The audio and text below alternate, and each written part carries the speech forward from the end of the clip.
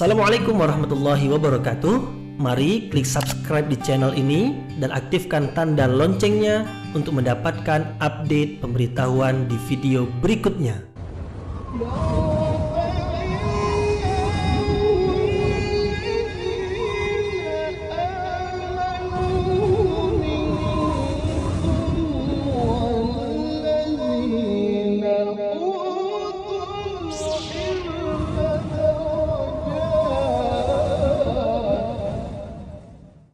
A'udzu billahi minasyaitonir rajim. Bismillahirrahmanirrahim. Assalamualaikum warahmatullahi wabarakatuh. Alhamdulillahirabbil alamin wa bihi nasta'inu ala umurid dunya waddin. Nasta'inuhu wa nastaghfiruh wa na'udzu billahi min syururi anfusina wa min sayyiati a'malina. فمن يهده الله فلا مضل له ومن يضلل فلا هادي له أشهد أن لا إله إلا الله وحده لا شريك له وأشهد أن محمدا عبده ورسوله لا نبي بعده أما بعد. Kita bersyukur kehadirat Allah Subhanahu wa taala yang masih melimpahkan rahmat dan nikmatnya. Kita bersyukur dengan mengucapkan Alhamdulillahirabbil alamin. Tidak lupa pula bersalawat kepada Rasulullah sallallahu alaihi wasallam dengan mengucapkan Allahumma salli ala sayyidina Muhammad wa ala ali sayyidina Muhammad. Dan bersalam kepada Rasulullah dengan mengucapkan Assalamu alayka ya Rasulullah. Alhamdulillah kita dapat kembali meneruskan pengajian tafsir ayat-ayat suci Al-Quran yang insyaAllah kita akan teruskan kepada ayat yang ke-64 dari surah Ali Imran, yaitu masih lagi berhubungan dengan ayat-ayat sebelumnya, yaitu berkaitan tentang kepercayaan kepada Allah Subhanahu wa ta'ala sebagai Tuhan yang Maha Esa. Inilah dia kebenaran yang disampaikan oleh Rasulullah kepada rombongan yang datang dari Najran, yang mana mereka beragama Kristen. Mereka mempercayai dalam kepercayaan mereka sebagai orang-orang Kristen bahwasanya Allah memiliki anak. Anak Allah adalah Nabi Isa alaihi salam. Namun Rasulullah membantah. Hujah-hujah, alasan-alasan diberikan kepada mereka, dan alasan-alasan yang mereka terima sangat terang, sangat jelas sekali, dan mereka tidak mampu untuk membantahnya. Maka kebenaran tidak dapat dibantah lagi, tapi mereka tetap enggan untuk menerima kebenaran, sehingga berakhirlah dengan mubahalah. Nah, ayat kita yang sebelum ini, pengajian kita semalam, yaitu tentang mubahalah. Nah, mereka pun juga tidak mau bermubahalah. Mubahalah maknanya berdoa bersungguh-sungguh kepada Allah. Dalam doa tersebut memohon kepada Allah, siapa yang berdusta akan dilaknat, akan dibinasakan. Mereka tak mau bermubahalah karena mereka takut binasa, takut dilaknat oleh Allah, karena mereka tahu bahwasanya mereka dalam kesesatan. Mereka tahu bahwasanya Nabi Muhammad itulah yang benar. Maka mereka tidak mau bermubahalah. Nah, apabila keadaan demikian, Allah perintahkan Rasulnya, dalam ayat yang akan kita bahas, Allah perintahkan Rasulnya supaya menyeru mereka. Bukan hanya mereka yang datang, tetapi juga menyeru siapa saja yang memperakui bahwasanya mereka menuhankan Allah Subhanahu wa ta'ala, yang mereka ketahui melalui kitab-kitab suci yang telah diturunkan sebelum kitab suci Al-Quran, yaitu Taurat, Zabur, dan Injil. Mereka itu disebut sebagai Ahlul Kitab. Siapapun mereka, supaya mereka mentauhidkan Allah Subhanahu wa ta'ala, karena itulah dia nilai yang ada di dalam kitab suci mereka, yaitu mentauhidkan Allah. Tidaklah seorang Rasul pun diutus oleh Allah, melainkan seruan masing-masing mereka adalah supaya mentauhidkan Allah, mengesahkan Allah, tidak menyekutukan Allah dengan sesiapapun, dengan apapun. Nah, jadi seruan ini datang, seruan mentauhidkan Allah ini datang setelah ayat mubahalah, yaitu ayat yang telah menampakkan yang benar itu benar dan yang salah itu salah, telah menampakkan siapa yang benar dan siapa yang salah. Maka dengan seruan mentauhidkan Allah ini, apabila mereka tidak juga mentauhidkan Allah, maka orang-orang beriman, Rasulullah dan para sahabat berlepas diri dari mereka. Kewajiban sudah disampaikan. Kemudian mereka tetap tidak juga mau menerima kebenaran, tetap tidak juga mau mentauhidkan Allah. Maka Allah memerintahkan orang-orang beriman, Rasulullah dan para sahabat, dan juga kita pada hari ini, untuk menyampaikan kepada mereka bahwasanya kita adalah orang-orang yang senantiasa berserah diri kepada Allah, yaitu tidak akan mau mengikuti mereka, tidak akan mau berpaling dari kebenaran. Maka kita katakan kepada mereka, persaksikanlah, saksikanlah kami adalah senantiasa menyerahkan diri kepada Allah, maknanya senantiasa berada dalam kebenaran. Nah, ini adalah ayat yang akan kita pelajari pada kesempatan ini, yaitu menerangkan tentang seruan mentauhidkan Allah Subhanahu wa taala kepada orang-orang yang memang telah mengetahui bahwasanya Allah itu adalah Maha Esa.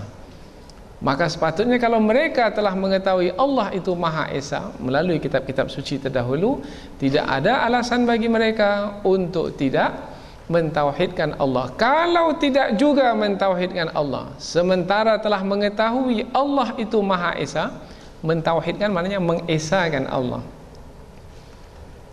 Tidak juga mau mengesahkan Allah padahal telah mengetahui Allah itu Maha Esa, maka itu adalah satu keangkuhan dan kesombongan. Itu perkara lain. Bukan tak tahu kebenaran, tahu, tapi tak mau mengikuti kebenaran. Itu namanya keangkuhan, kesombongan. Kalau tidak tahu kebenaran, itu namanya kebodohan. Kalau tidak tahu kebenaran, bagaimana mau mengikuti kebenaran? Maka orang yang tak tahu itu disebut orang yang bodoh. Untuk orang yang bodoh diberitahu. Tetapi mereka ini bukannya bodoh, mereka tahu, tetapi tidak mau mengikuti kebenaran yang telah mereka ketahui. Maka mereka ini termasuk ke dalam golongan orang-orang yang angkuh dan sombong. Orang-orang yang seperti ini ada semenjak dahulu sampai hari ini, semenjak masa Rasulullah sampai hari ini, dan mungkin juga sampai hari kiamat. Tugas kita menyeru mereka. Mereka tidak mau, itu adalah urusan mereka dengan Allah Subhanahu wa taala. Allah berfirman, A'udzubillahi minasyaitonirrajim. Bismillahirrahmanirrahim. Qul ya ahlal kitab, ta'alau ila kalimatin sawa'in bainana wa bainakum alla na'budu illallah wa la nusyrika bihi syai'a wa la yattakhidha ba'duna ba'dan arbaban min dunillah fa in tawallaw faqulu ashhadu bi anna muslimun. Allah berfirman, qul, katakanlah wahai Muhammad, katakan kepada mereka. Siapa mereka? Pertama yang ada di hadapan Rasulullah adalah orang-orang yang datang dari Najran, dari kalangan orang-orang Kristen. Kemudian siapa lagi? Siapa saja yang mana mereka itu bukan hanya dari kalangan orang Kristen, tetapi juga dari kalangan orang-orang Yahudi. Karena apabila disebut di sini ahlal kitab, bermakna siapa saja yang menerima kitab suci. Orang-orang Yahudi menerima kitab suci, orang-orang Kristen pun menerima kitab suci. Maka tidak terbatas kepada orang-orang Kristen. Katakanlah kepada yang menerima kitab suci, ya ahlal kitab, wahai ahlul kitab, yang menerima kitab suci, kitab suci sebelum Al-Quran, ta'alau, marilah, ila kalimatin, kepada satu perkataan, sawain, sawa yaitu sama, sama maknanya tidak ada perselisihan, bainana wa bainakum, di antara kami dan kamu. Perkataan yang sama di antara Rasulullah dengan para sahabat yang beriman kepada Allah, yang beragama Islam, dengan kamu wahai orang-orang Yahudi dan orang-orang Kristen. Apa dia perkataan yang sama itu? Diterangkan pada perkataan berikutnya, yaitu alla na'budu illallah, tidaklah kita beribadah kecuali kepada Allah, wala nusyrika bihi syai'a, dan tidaklah kita menyekutukan Allah dengan sesuatu apapun, wala yattakhidha ba'duna ba'dan arbaban, dan janganlah sebahagian kita mengambil sebahagian yang lain sebagai Tuhan-Tuhan atau sesembahan-sesembahan min dunillah, selain dari Allah. Fa in tawallau, maka jika mereka berpaling, ahlul kitab itu tidak mau menerima kebenaran, mereka berpaling dari kebenaran, faqulu, maka katakanlah kepada mereka, ishhadu, persaksikanlah, bi anna muslimun, sesungguhnya kami adalah orang-orang yang berserah diri kepada Allah, yaitu tetap dalam kebenaran, tidak mau mengikuti kepercayaanmu yang mana kamu menyekutukan Allah, dan itu adalah kesesatan, yaitu berpaling dari kebenaran. Kami tidak mau mengikuti. Yang kami ikuti adalah kehendak Allah Subhanahu wa taala. Ini adalah terjemahan dari ayat ini. Tujuan terjemahan inilah supaya kita lebih dekat lagi dengan ayat yang kita tafsirkan ini. Kita ulang sekali lagi dari awal ayat. Katakanlah wahai Muhammad kepada ahlul kitab dari kalangan orang-orang Yahudi dan orang-orang Kristen, wahai ahlul kitab, marilah kepada perkataan yang sama, yang tidak ada perselisihan di antara kami dan kamu, yaitu janganlah kita menyembah kecuali Allah Subhanahu wa taala, dan janganlah kita menyekutukan Allah dengan sesuatu apapun, dan janganlah sebahagian kita mengambil sebahagian yang lain sebagai sesembahan selain dari Allah Subhanahu wa taala. Maka jika mereka berpaling, maka katakanlah, saksikanlah wahai ahlul kitab, sesungguhnya kami adalah orang-orang yang berserah diri. Nah, inilah dia ayat yang akan kita pelajari pada kali ini, yaitu nampaknya masih lagi berkaitan dengan ayat yang sebelumnya, yaitu Rasulullah menghadapi orang-orang yang enggan untuk mentauhidkan Allah Subhanahu wa taala, padahal mereka mengetahui bahwasanya Allah adalah Tuhan yang Maha Esa yang mesti ditauhidkan. Apalagi mereka adalah orang-orang yang pernah menerima kitab suci, yang mana di dalam kandungan kitab suci itu menyuruh mereka supaya mentauhidkan Allah Subhanahu wa taala. Ini pengajaran penting bagi kita pada hari ini, yaitu jangan lagi berganjak dari akidah yang benar. Jangan lagi berpindah dari akidah yang benar, yaitu mentauhidkan Allah Subhanahu wa taala. Pelihara, jaga akidah yang benar ini, diri kita dan keluarga kita, kemudian seterusnya masyarakat kita dan umat kita. Kalau bisa kita seru mereka yang menyekutukan Allah itu dalam agama Yahudi dan Kristen itu, supaya memeluk Islam seperti yang dilakukan oleh Rasulullah sallallahu alaihi wasallam. Nanti kita akan lihat surat yang dikirim oleh Rasulullah kepada Kaisar Romawi, Heraklius beragama Kristen, tapi Rasulullah mengirim surat kepadanya supaya ia memeluk Islam.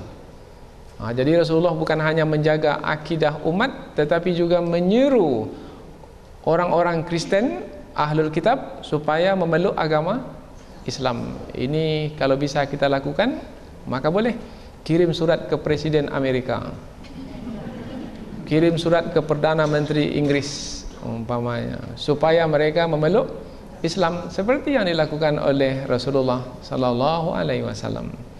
Kita lihat tafsir ayat ini dengan lebih terperinci lagi. Ayat ini dimulai dengan perkataan kul, yaitu perintah dari Allah kepada Rasulullah. Maka Rasulullah pun menjalankan perintah Allah, yaitu isi perintah Allah itu menyeru ahlul kitab. Ya ahlal kitab, wahai ahlal kitab. Rasulullah menyeru ahlul kitab. Kalau diseru ahlul kitab dengan ahlul kitab, bermakna memuliakan mereka. Tidak menyeru mereka wahai orang-orang Yahudi, wahai orang-orang Nasrani. Kalau disebut orang Yahudi, orang Nasrani, bermakna adalah kelompok. Orang-orang Yahudi kelompok yang mempercayai bahwasanya Allah memiliki anak, anak Allah adalah Uzair. Orang-orang Nasrani adalah kelompok yang mempercayai bahwasanya Allah memiliki anak, anak Allah adalah Nabi Isa. Dalam ayat yang lain dikatakan waqalatil yahudu Uzair bin Allah, waqalatin nasara al-masih bin Allah. Berkata orang-orang Yahudi, Uzair anak Allah. Berkata orang-orang Nasrani, orang-orang Kristen, Nabi Isa anak Allah. Nah, dalam ayat ini Rasulullah tidak menyeru mereka wahai orang-orang Yahudi, wahai orang-orang Nasrani, tidak. Tetapi Rasulullah menyeru mereka dengan tuntunan Allah Subhanahu wa taala, dengan perintah Allah, wahai ahlul kitab. Maknanya wahai orang yang memiliki kitab suci. Kitab suci orang Yahudi adalah Taurat dan Zabur. Kitab suci orang Injil, kitab suci orang Kristen adalah Taurat, Zabur dan Injil sekali. Wahai ahlul kitab, wahai orang-orang yang memiliki kitab suci. Nah, dengan menyebut kitab suci, disandarkan mereka kepada kitab suci, bermakna memuliakan mereka. Mudah-mudahan dengan memuliakan mereka ini, lembut hati mereka, terbuka hati mereka untuk memeluk Islam. Karena mereka mengetahui dari kitab suci yang ada pada mereka bahwasanya Rasulullah yang menyeru mereka kepada kebenaran itu adalah memang Rasulullah sebagai seorang Rasul. Karena mereka telah mengetahui Rasulullah sebagai Rasul dari kitab suci mereka. Maktuban indahum fit Taurati wal Injil. Sifat-sifat Nabi Muhammad sebagai Rasul telah mereka ketahui di dalam kitab Taurat dan Injil. Maka mereka diseru dengan ya ahlal kitab, untuk memuliakan mereka, mengagungkan mereka. Biasanya kalau yang diseru itu diagungkan, maka yang diseru itu mau mendengar. Biasanya begitu. Kita ini kalau diseru, yang menyeru kita itu mengagungkan kita, maka biasanya kita mau mendengar. Tapi kalau yang menyeru kita itu tidak mengagungkan kita, belum lagi menyebut apa-apa tapi telah menghina kita, maka kita tak mau mendengar. Maka tuntunan pula dari ayat ini, Allah Subhanahu wa taala menyeru Rasulnya supaya menyeru mereka dengan mengagungkan mereka, yaitu dengan menyebut mereka sebagai ahlul kitab. Ya ahlul kitab, wahai ahlul kitab, yaitu yang pernah menerima kitab suci. Ta'alau, marilah. Sebenarnya kata ta'alau ini bukan maknanya marilah. Sebenarnya jadi kata al maknanya tinggi. Ta'alau membawa makna marilah, karena biasanya menyeru ke tempat yang tinggi. Menyeru ke tempat yang tinggi adalah untuk memuliakan. Umpamanya pentas ini lebih tinggi dari di bawah sana, maka dikatakan ta'alau, marilah ke tempat yang tinggi. Orang tadinya berada di tempat yang rendah, sekarang kita minta ke tempat yang tinggi. Bermana tujuannya? Untuk memuliakannya juga. Maka kata ta'alau ini adalah kata meminta supaya mendekat dengan memuliakan orang yang diminta itu, dengan mengagungkannya. Ta'alau, mari sini. Maka kata ini adalah kata sopan, kata yang ada adab di dalamnya. yang menghargai orang yang diseru. Ta'alau, mari sini, ke atas sini. Ini tujuannya untuk memuliakan. Tetapi dalam terjemahan sudah dipakai marilah. Ta'alau, marilah. Kita kalau mau manggil orang dengan beradab dan bersopan santun, maka katakan ta'al untuk satu orang. Kalau untuk ramai orang, ta'alau, mari ke sini. Ini seruan penuh dengan adab dan sopan santun. Rasulullah menyeru mereka dengan penuh adab dan sopan santun. Meskipun sebelum ini mereka melalui ayat yang telah kita tafsirkan sebelum ini, meskipun sebelum ini mereka enggan untuk bermubahalah, tetapi keengganan mereka untuk bermubahalah disebabkan karena keangkuhan dan kesombongan mereka tidak membuat Rasulullah untuk tidak menghargai mereka. Tetap saja Rasulullah menghargai mereka. Begitu tinggi dan mulianya akhlak Rasulullah. Kita kalau sudah ada orang yang angkuh dan sombong di depan kita, masih kita menghargainya? Masih kita memuliakannya? Nah, Rasulullah tetap mengagungkan dan memuliakannya dengan mengatakan, wahai ahlul kitab, kamu pernah menerima kitab suci. Satu sanjungan, mari sini. Mari sini itu pun adalah untuk memuliakan. Ila kalimatin sawa'im bainana wa bainakum.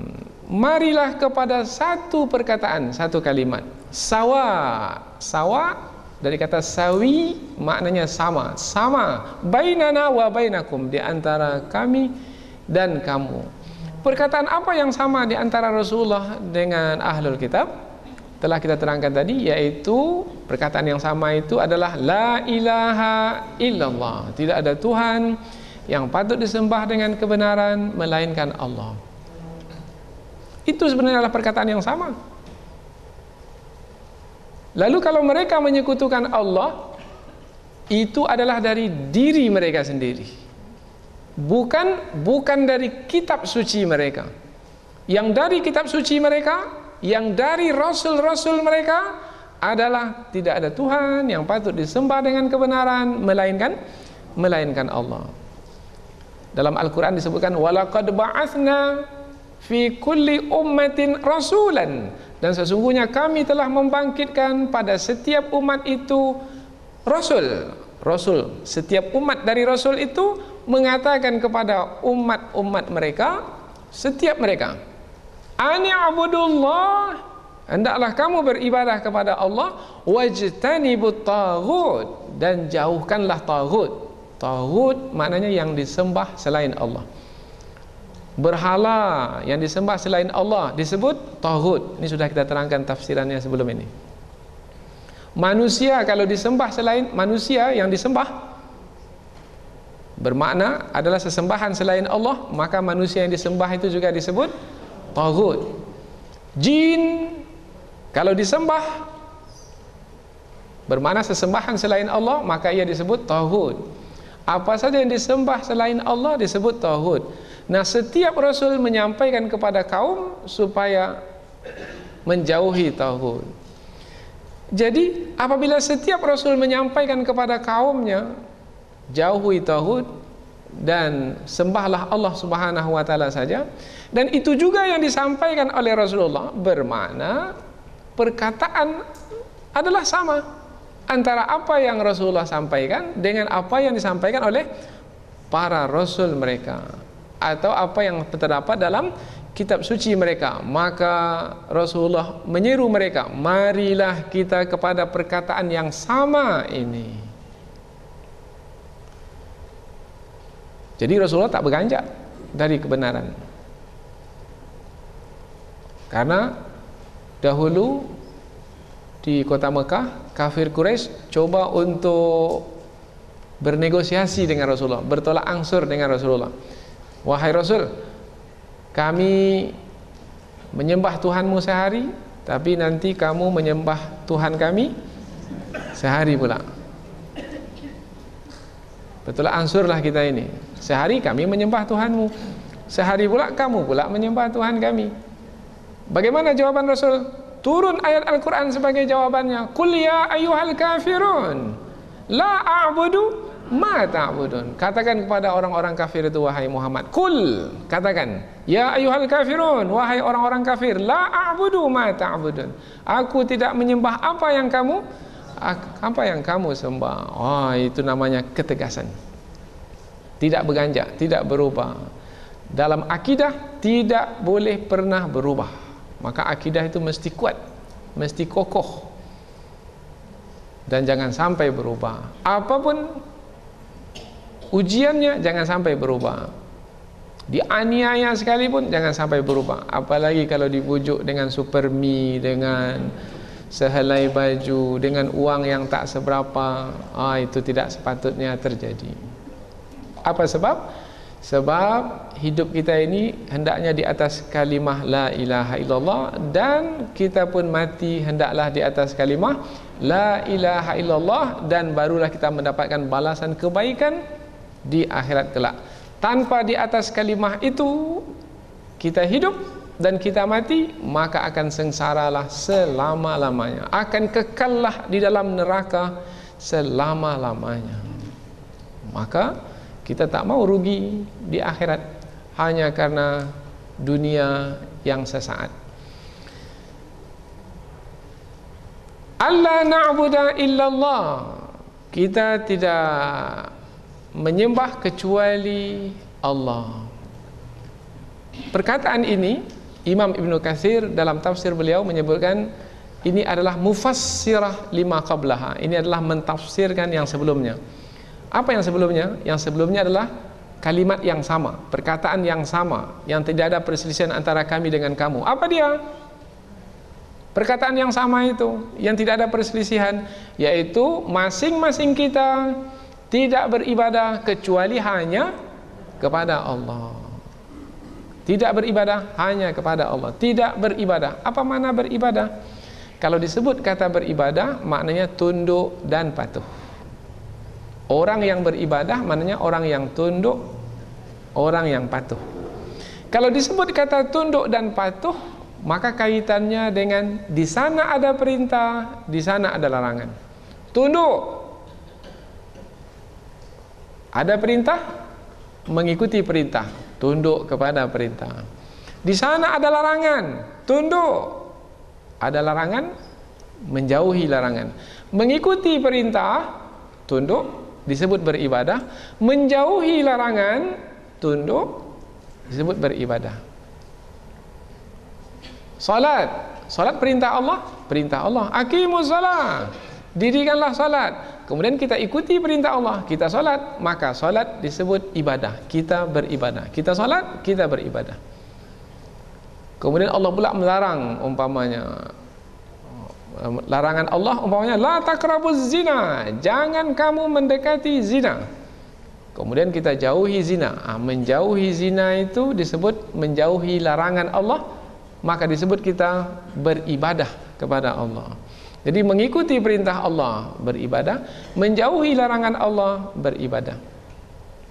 Kemudian dalam ayat ini, janganlah kita beribadah kecuali hanya kepada Allah. Apa maknanya? Maknanya, kalau disebut tadi kata beribadah kaitannya dengan perintah dan larangan, maka maknanya yang berhak memerintah hanyalah Allah, dan yang berhak melarang hanyalah Allah.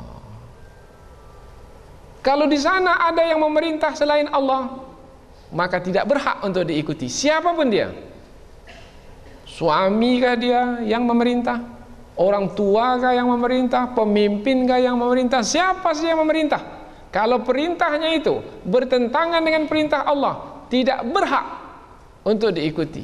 Tidak boleh untuk diikuti.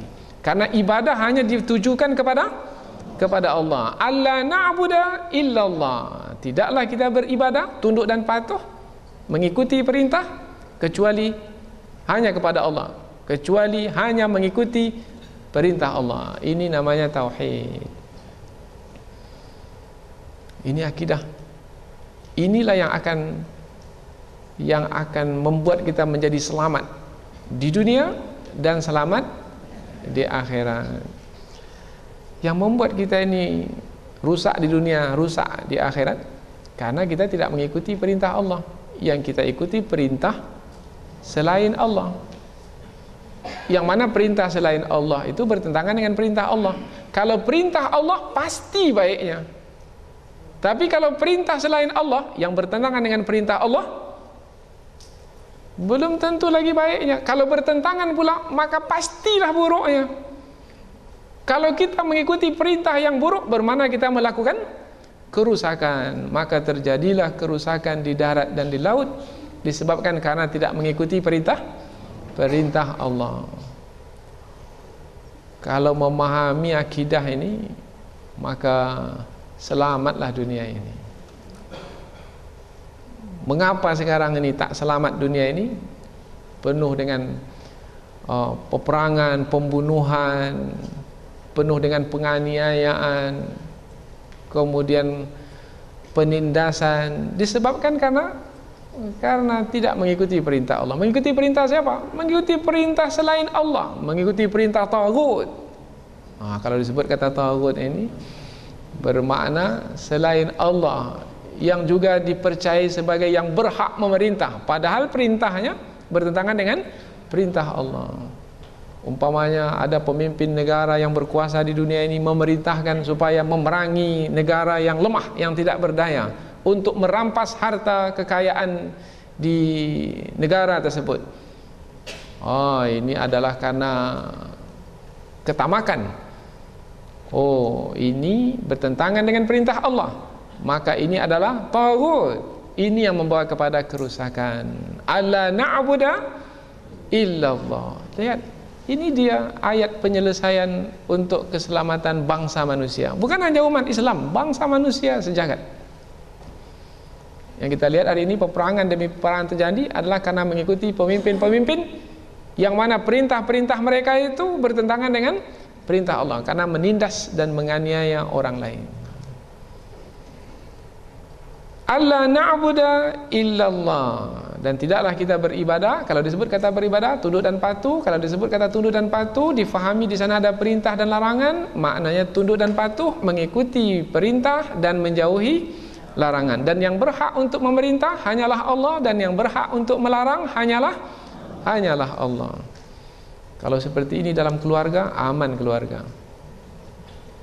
Suami memerintah sesuai dengan perintah Allah, istri melarang, suami melarang sesuai dengan larangan Allah. Istri memerintah sesuai dengan perintah Allah, istri melarang sesuai dengan larangan Allah. Orang tua memerintah sesuai dengan perintah Allah, orang tua melarang sesuai dengan larangan Allah. Semua sesuai, akhirnya semua menjadi harmonis antara satu dengan yang lain. Kalau begini juga antara keluarga, jadi masyarakat yang harmonis, penuh kasih sayang sama-sama mereka, karena tidak ada di antara mereka yang mengikuti kehendak hawa nafsu mereka masing-masing. Semua mereka tanpa terkecuali mengikuti perintah Allah, kehendak Allah. Wala nusyrika bihi syai'a, dan kita tidak menyekutukan Allah dengan sesuatu apapun. Menyekutukan Allah, sudah kita terangkan makna menyekutukan, yaitu mempercayai bahwasanya di sana ada yang berhak memerintah juga selain Allah. Itu namanya menyekutukan Allah. Di sana ada juga yang berhak melarang selain Allah. Itu bermakna juga menyekutukan Allah. Berikutnya lagi, di sana ada juga yang berkuasa selain Allah. Di sana ada juga yang menyembuhkan selain Allah, menghidupkan dan mematikan selain Allah, yang memberikan rezeki selain Allah. Itu namanya menyekutukan Allah. Padahal semua yang kita sebutkan tadi hanyalah milik Allah, hak Allah Subhanahu wa taala saja. Maka kita dilarang menyekutukan Allah. Menyekutukan Allah adalah dosa yang paling besar. Dalam Al-Quran disebutkan kezaliman yang paling besar. Inna syirka la zulmun azim. Sesungguhnya syirik, menyekutukan Allah, adalah kezaliman yang paling besar.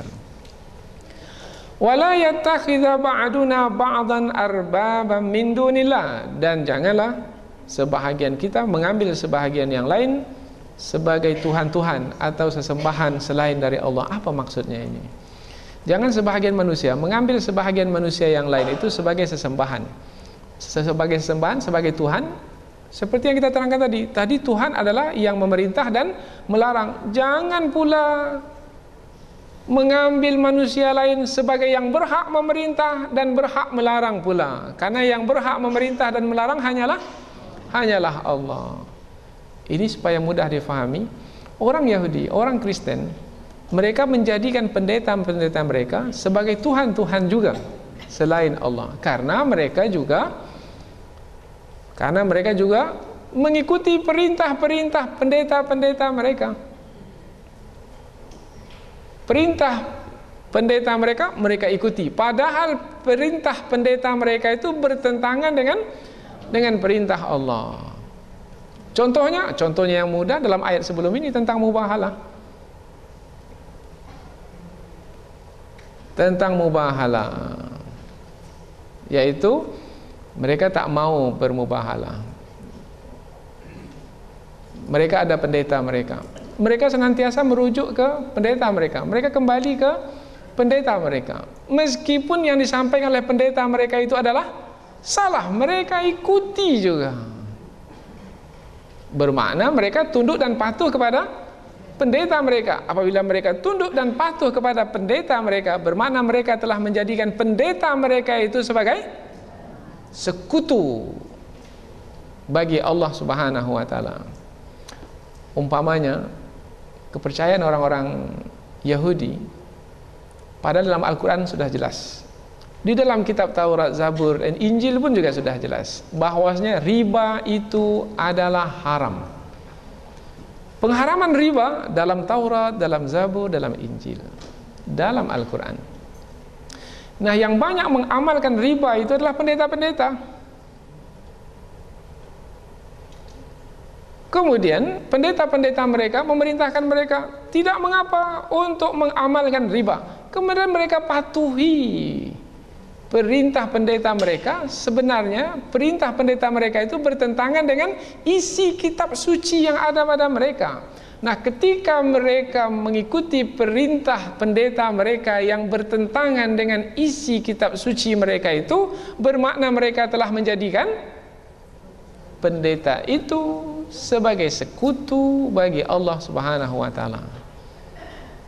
Maka ayat ini sebagai seruan kepada mereka dari Rasulullah sallallahu alaihi wasallam supaya mereka meninggalkan pendeta-pendeta mereka yang memerintahkan mereka perintah yang bertentangan dengan perintah Allah. Kalau mereka mengikuti juga, bermakna mereka telah menjadikan pendeta mereka sebagai sesembahan selain Allah. Maka janganlah sebahagian kita mengambil sebahagian yang lain sebagai sesembahan, sebagai Tuhan selain Allah. Maksudnya adalah pendeta-pendeta. Kita juga begitu. Umpamanya ada yang mengatakan dirinya sebagai ulama, kemudian ulama ini pun memerintah, yang perintah ulama ini bertentangan dengan perintah Allah. Kalaulah andaian saja, kalau itu terjadi, maka tidak boleh mengikuti perintah yang mengaku dirinya ulama itu. Kalau kita ikuti juga perintahnya, bermakna kita telah menjadikannya sebagai sesembahan, sebagai Tuhan selain Allah Subhanahu wa taala. Umpamanya ada ulama yang suka menyembah kubur umpamanya lah, maka menyeru kaumnya, memerintahkan umatnya, pengikutnya supaya pergi kubur itu, minta kepada kubur itu, nanti Gus, entah Gus apa namanya, yang telah mati itu nanti bisa akan memberikan penyelesaian bagi masalah hidupmu. Nah, ini adalah menjadikan pendeta-pendeta bagi agama lain atau yang mengaku ulama. Tapi kalau ulama dengan makna sebenarnya tak akan buat seperti itu. Ulama dengan makna yang sebenarnya tidak akan buat seperti itu. Maka kita sebut tadi yang mengaku ulama. Karena ada istilah sekarang ini, ada ulama baik, ada ulama buruk. Nah, ulama baik bermakna ulama yang mentauhidkan Allah Subhanahu wa taala. Ulama buruk, ulama yang menyekutukan Allah, kemudian juga mengejar kepentingan dunia dan hawa nafsu. Sudah dua pecahannya sekarang. Maka padahal sebenarnya di dalam Al-Quran disebut ulama, maka sebenarnya adalah baik. Innama yakhshallah min ibadihi al-ulama. Sesungguhnya yang sangat takut kepada Allah adalah para ulama. Tetapi karena pada hari ini ada yang mengaku dirinya sebagai ulama, padahal mereka tidak takut kepada Allah, maka kita tambah sajalah sifat selepasnya, ulama yang tak baik. Dalam istilah bahasa Arabnya, al-ulama ussu, ulama su', ulama yang buruk, yang tercela. Ini mudah-mudahan tidak terjadi di kalangan umat Islam. Ini terjadi di kalangan orang-orang Yahudi dan orang-orang Kristen. Rasulullah menyeru mereka supaya meninggalkan sesembahan selain Allah yang mereka sembah dari kalangan manusia, yaitu pendeta-pendeta mereka. Fa in tawallau, maka jika mereka berpaling dari apa? Berpaling dari seruan ini, yaitu seruan untuk tidak menyembah kecuali Allah dan tidak menyekutukan Allah dengan apapun, kemudian tidak mengambil selain Allah, tidak mengambil manusia sebagai sesembahan selain dari Allah Subhanahu wa taala. Kalau mereka berpaling dari apa yang diserukan ini, maka sudahlah, tak perlu berdebat lagi, karena perdebatan sudah. Tak perlu menyampaikan hujah-hujah lagi, bukti-bukti lagi, karena mereka sudah mengetahui yang benar itu benar dan yang salah itu salah. Lalu apa lagi selanjutnya? Selanjutnya adalah fakulu, maka katakan sajalah kepada mereka, ishadu, saksikanlah wahai orang-orang yang tak mau menerima kebenaran, saksikanlah kami, saksikanlah kami, bahwasanya kami ini tidak akan mengikuti kepercayaanmu itu. Kami tidak akan meninggalkan kebenaran dan berada dalam kesesatan seperti kamu. Saksikanlah kami akan tetap terus dalam kebenaran ini, dan kami adalah orang-orang yang berserah diri kepada Allah. Bi anna muslimun, saksikanlah sesungguhnya kami. Kalau kamu tak mau, tak apa. Kamu tak mau menerima seruan ini, tak apa, itu halmu lah.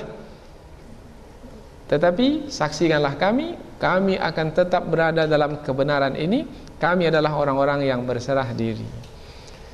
Mengapa digunakan kata sesungguhnya kami adalah orang-orang yang berserah diri? Karena makna berserah di sini, kami tidaklah mengikuti kehendak hawa nafsu kami sendiri. Kami adalah orang-orang yang berserah diri kepada Allah. Kami adalah orang-orang yang mengikuti kehendak Allah. Ada kehendak Allah, ada kehendak hawa nafsu. Mereka itu, mengapa mereka memilih kesesatan? Karena mereka mengikuti kehendak hawa nafsu mereka. Kami bukanlah orang-orang yang mengikuti kehendak hawa nafsu kami. Kami adalah orang-orang yang mengikuti kehendak Allah. Kami adalah orang-orang yang berserah diri kepada Allah. Ada kehendak kami tinggalkan. Kalau kehendak kami itu bertentangan dengan kehendak Allah, maka umat Islam disebut sebagai umat Islam adalah umat yang menyerahkan dirinya kepada Allah. Allah tetapkan baik, kemudian dia lihat itu buruk, maka yang Allah tetapkan baik itu yang ia ikuti, meskipun dalam pandangannya buruk. Allah tetapkan buruk, kemudian dalam pandangannya yang Allah tetapkan buruk itu baik. Ia pilih yang Allah tetapkan itu, bukan ia ikuti yang menurut pandangannya adalah baik. Tidak. Kalau ia memandang ini baik, ini sajalah yang saya ikuti, bermakna dia sudah tidak lagi berserah diri kepada Allah, bermakna ia sudah berserah diri kepada dirinya sendiri, hawa nafsunya sendiri. Itu bertentangan dengan makna Islam, dengan makna Muslim. Islam maknanya penyerahan diri kepada Allah. Muslim orang yang berserah diri kepada Allah. Kita disebut sebagai Muslim karena kita tidak mengikuti kehendak hawa nafsu kita. Kita tidak menyerahkan diri kita kepada diri kita sendiri, tapi kita menyerahkan diri kepada Allah. Maka pertimbangan seorang Muslim, apa yang Allah tetapkan. Yang Allah tetapkan baik, akan ditetapkan baik.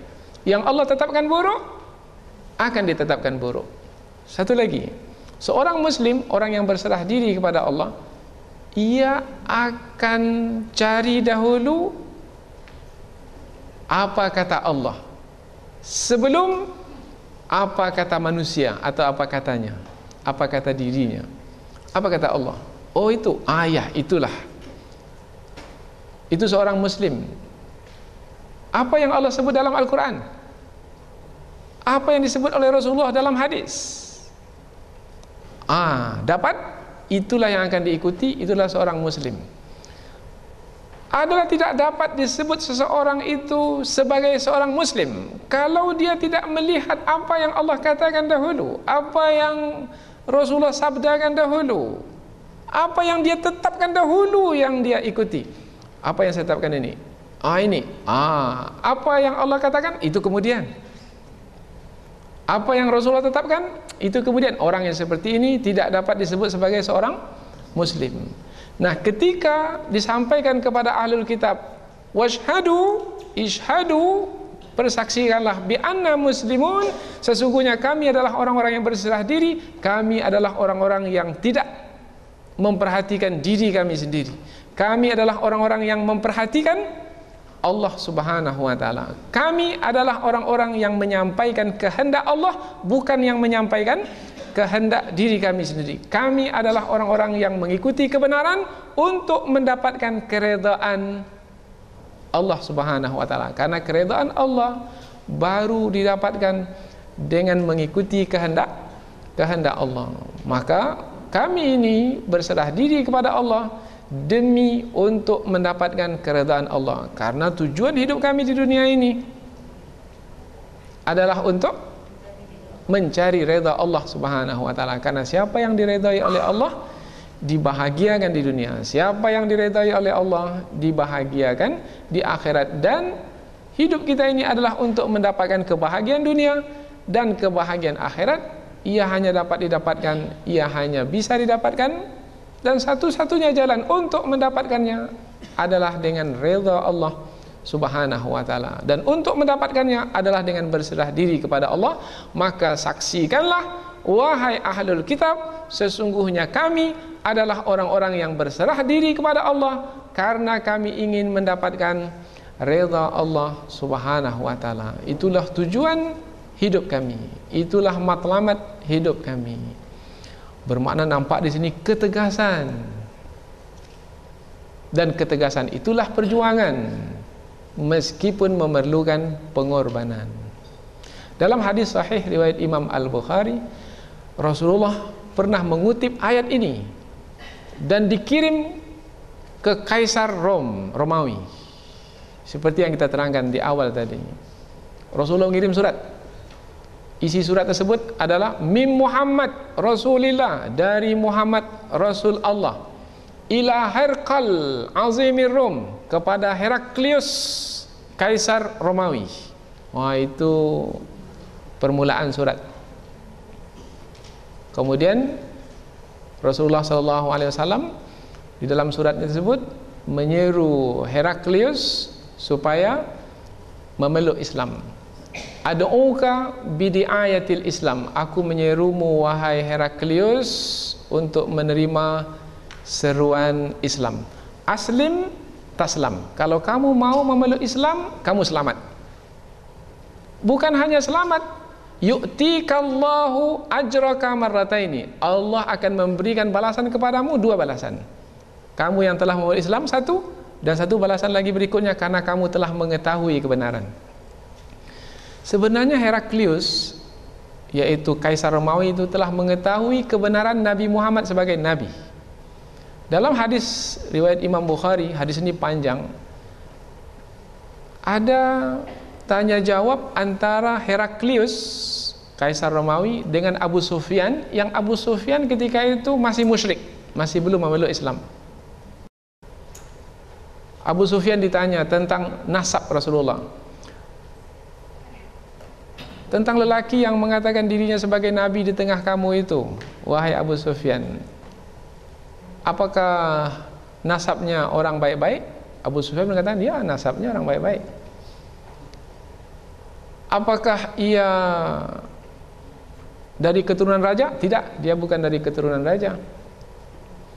Apakah dia seorang yang dipercaya dan tak pernah berdusta? Ya, dia seorang yang dipercaya dan tak pernah berdusta. Karena Abu Sufyan ini takut juga menjawab dengan dusta, karena yang bertanya ini adalah raja, kaisar Romawi.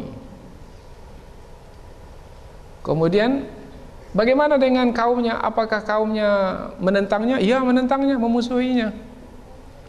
Bagaimana dengan orang-orang yang mengikuti kebenaran yang ia sampaikan? Apakah semakin hari semakin bertambah jumlahnya? Ya, semakin hari semakin bertambah jumlahnya. Abu Sufyan ini jujur.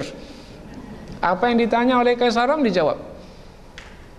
Apakah setiap yang sudah memeluk Islam, yang beriman kepadanya tak keluar lagi? Ya, memang tak ada lagi yang keluar. Mereka sangat teguh. Apa kata Heraklius? Kalau begitulah tentang lelaki tersebut, maka ia adalah seorang nabi. Jadi Kaisar Rom itu dah mengakui Nabi Muhammad sebagai nabi. Kemudian dikumpulkanlah pendeta-pendeta di Romawi, di Rom. Setelah dikumpulkan, aku ingin menyampaikan kepada kamu sekalian, wahai pendeta-pendeta, bahwasanya telah dibangkitkan seorang nabi pada hari ini. Ia adalah Muhammad di negeri Arab. Maka apabila kamu mau menjaga kuasa yang ada padamu sekarang ini dan tetap kekal bersama denganmu, maka percayailah Muhammad sebagai nabi. Tetapi rupanya pendeta itu bertempiaran lari dari tempat duduk mereka. Kemudian Heraklius mengatakan, kembalilah kamu ke tempat duduk kamu, kembalilah ke tempat duduk kamu. Saya hanya mau menguji kamu saja sebenarnya. Rupanya dia takut juga ditinggalkan oleh pendeta-pendetanya, Heraklius ini. Maka diserulah, Nabi Muhammad pun mengutus atau mengirim surat kepadanya supaya dia jangan seperti itu. Kalau ia telah mengetahui kebenaran, terima kebenaran, ikuti kebenaran. Dan apabila memang ia mesti berhadapan dengan pendeta, hadapi. Itu adalah resiko menerima kebenaran. Rupanya Heraklius tak mampu untuk menerima resiko yang berat itu. Tapi Heraklius masih lagi menghormati utusan Rasulullah. Utusan Rasulullah mengutus seorang sahabat membawa surat tersebut. Nah, sahabat tersebut dihadiahkan kepadanya uang emas dan juga pakaian untuk dibawa pulang. Bermakna Heraklius itu dalam hatinya dia menerima kebenaran, mengakui Rasulullah sebagai nabi. Tetapi rupanya kenyataannya dia tidak berani menghadapi pendeta-pendetanya sendiri. Dan pendeta-pendeta pada hari ini ramai yang seperti itu. Setelah mereka mengkaji tentang Nabi Muhammad sebagai nabi, mereka memang memperakui Nabi Muhammad sebagai nabi. Mengkaji Al-Quran sebagai kitab suci, mereka memang memperakui Al-Quran sebagai kitab suci. Mereka memperakui agama Islam sebagai agama yang benar. Tapi mereka tak mau memeluk Islam, disebabkan karena tidak mampu menanggung resiko, karena nanti akan dipecat dari jabatan yang sekarang, tak lagi dapat penghormatan, tak lagi mendapat ganjaran dunia seperti yang sekarang ini. Akhirnya sudahlah, padahal hati di dalam mengakui kebenaran, kemudian akhirnya karena keengganan, ada juga karena keangkuhan dan kesombongan, akhirnya menolak kebenaran. Orang seperti ini rugi dunia, rugi akhirat. Maka Rasul pun memberikan pesan kepada Raja Romawi itu, Kaisar Romawi itu, fa in tawallaita, jika kamu berpaling wahai Heraklius, fa inna alaika, maka sesungguhnya atasmu ismal arisiyin, kamu yang menanggung dosa rakyatmu itu. Karena kamu raja, kamu dah mengetahui kebenaran, kemudian kamu menolak kebenaran, maka kamu berdosa dan kamu juga menanggung dosa rakyatmu itu. Tapi rupanya surat Rasulullah ini belum juga membuka hati Heraklius, karena sesungguhnya hidayah datangnya dari sisi Allah Subhanahu wa taala. Inilah dia ayat yang dipetik oleh Rasulullah untuk dikirim ke raja atau ke Kaisar Romawi. Dan sepatutnya ini jugalah ayat yang kita kirim kepada siapa? Kepada siapa saja yang kita harapkan ia memeluk Islam. Mudah-mudahan. Dan tidak mustahil. Ramai sekarang ni di barat, di Eropah, orang-orang terkenal yang punya jabatan sudah memeluk Islam. Ada yang terang-terangan, ada yang masih sembunyi-sembunyi. Kebenaran tidak akan mungkin dapat disembunyikan. Dan kita pula sebagai penyampai kebenaran, mengapa mesti malu-malu menyampaikan kebenaran yang ianya adalah keperluan bagi semua umat manusia, sehingga selamatlah di dunia dan selamatlah di akhirat. Inilah pembahasan kita pada kali ini. Mudah-mudahan ada manfaatnya insyaallah. Subhanakallahumma wa bihamdika asyhadu an la ilaha illa anta wa astaghfiruka wa atubu ilaik. Wassalamualaikum warahmatullahi wabarakatuh.